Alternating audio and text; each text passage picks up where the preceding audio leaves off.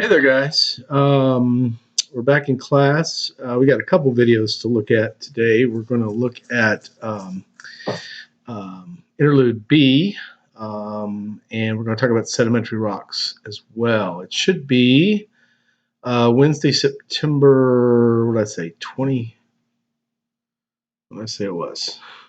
Got to pick it up here.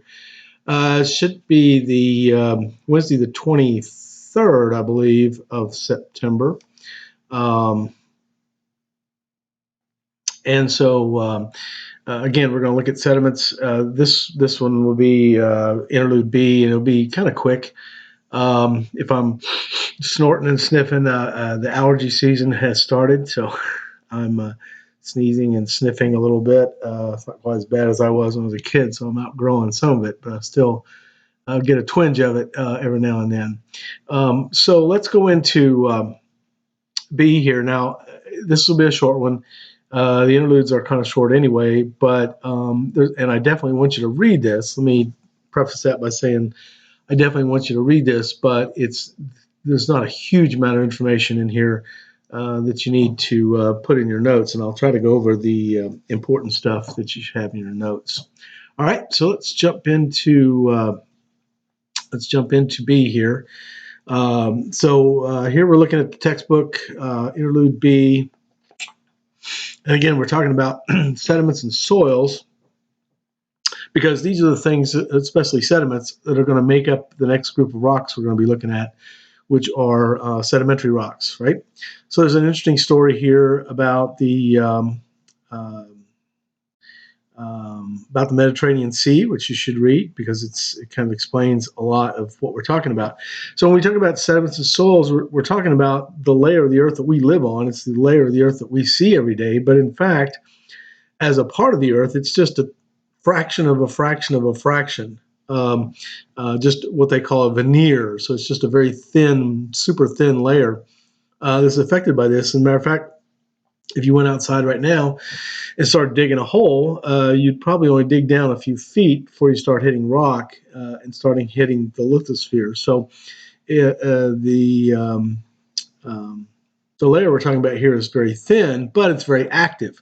It's very important because it's at this layer that sedimentary rocks are formed. Sedimentary rocks aren't necessarily formed so much underground as they are formed on top of the ground, and they're formed by sediments. So how do you get a sediment? Well, we've talked about two different things. We've talked about erosion, or we'll talk about erosion, and we're talking about weathering. So weathering is how we make sediments, right?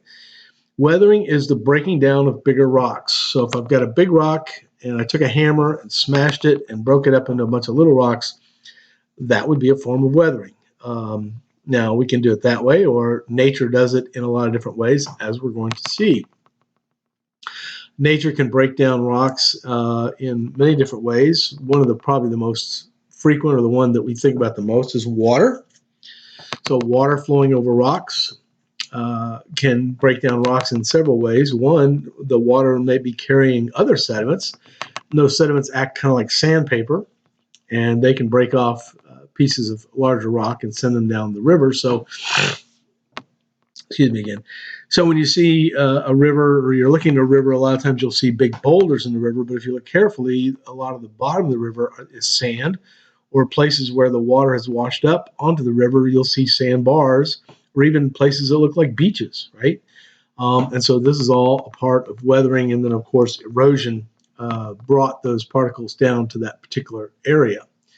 If you go to the ocean and you're playing on the beach, all that sand was brought there from some mountain somewhere, probably, and the sediments were weathered in one way or another and brought down the river or creek, eventually into the ocean, then washed up onto the beaches. And so that is kind of the concept of weathering. I've been talking about physical weathering here, or mechanical weathering.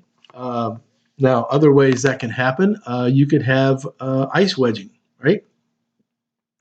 Where ice, or they call it frost wedging, sorry, where ice or frost, freezing water, will get into a hole or a crack in a rock.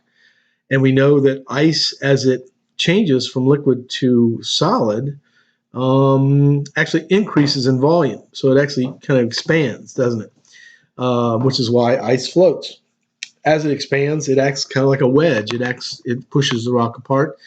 And maybe you start out with a little crack. Now you've got a little bit bigger crack. And then over the years, as this continues to happen, ice itself can break a big rock into little pieces. So we call this frost wedging. Very important. Um, Then we have root wedging. So a lot of us, if you've been hiking, you'll see plants, even trees growing what looks like they're growing out of a rock, a crack in the rock. And so those roots are getting into those cracks.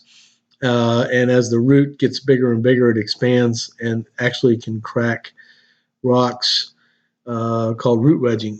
Salt wedging happens chemically as salt that's inside of water, as the water evaporates and the salt grows as a crystal, it actually increases in volume and can act, again, very similar to a wedge.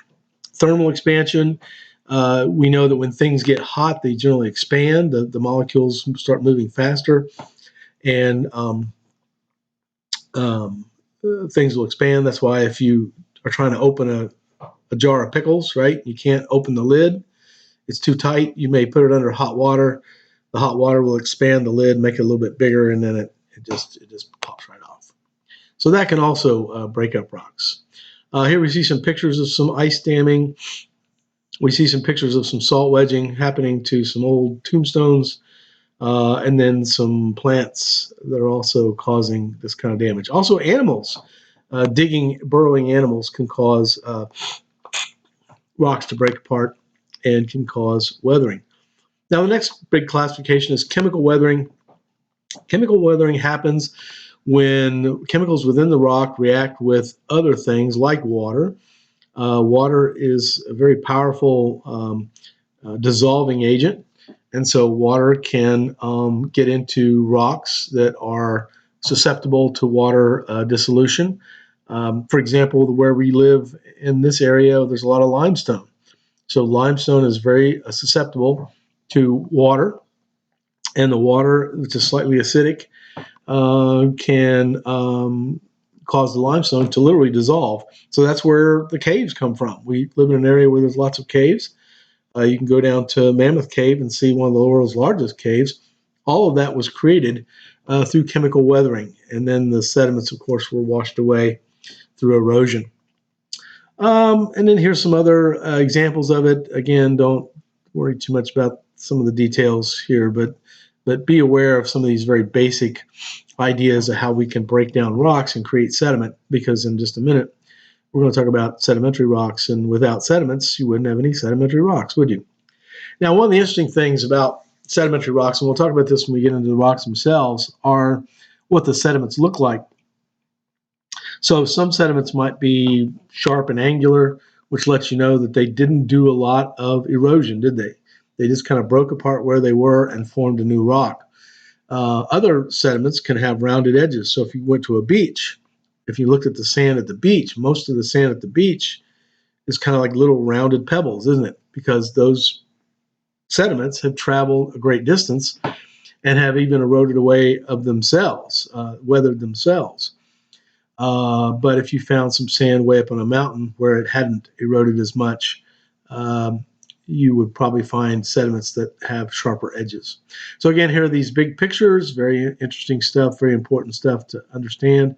So please look at these and make sure they're in your notes so you can understand this idea of weathering. And in more detail, we'll talk about erosion itself, right?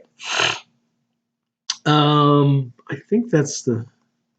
Well, let's talk about soil here. I was thinking that was the end of, we're talking about sediments, but let's talk about soil, since this has got two parts to it. Now, soil, we're not as concerned about in terms of making rock, because soil is a combination of these sediments plus organic material. So soil is the stuff that's going to be right on the very, very surface. That's where you plant your garden. That's what farmers use to grow crops, right? If you look at the soil itself, it's got sand in it, it's got particles of rock, but it's also got a lot of organic material. So these would be old plants that have died, and some of their material is mixed in with the sediment. It might be old leaves, might be sticks, all kinds of things. And so within this zone, we have all sorts of organisms that live. Earthworms are probably the ones we see the most, but there's all kinds of pseudopods and beetles and all kinds of things that live in this um, uh, zone of soil, right? Soil is very important, and it's very different. As you can see in the picture, topsoil probably has the most organic material, but as you move down towards bedrock, the soil will change with less and less of this organic material in it. So as you dig your hole down to rock, you'd probably see the soil change, not only in color, but also in composition, right? Soil is important for obvious reasons, and soil can go away, and that's kind of a problem, as we'll see here in a minute, where soil destruction or the loss of soil is a big issue. Soil erosion, again, if you're a farmer or a gardener, it's hard to grow. Plants in just sand, right? Of just pure rocks that are broken up. You need this. You need this organic material mixed in, and so when the soil gets eroded through maybe a flood or whatever reason, that can be a big problem. So one of the things that farmers do and scientists and all kinds of folks that are trying to, again, keep the soil in place and not lose the soil through erosion. That is, I think, the biggest part of this section. Again, you can go ahead and do the study questions. You can do 5 of these. If you'd like, they would count towards your 15 that you'll need to turn in. So you're welcome to do that. And our next video, we will look at sedimentary rocks.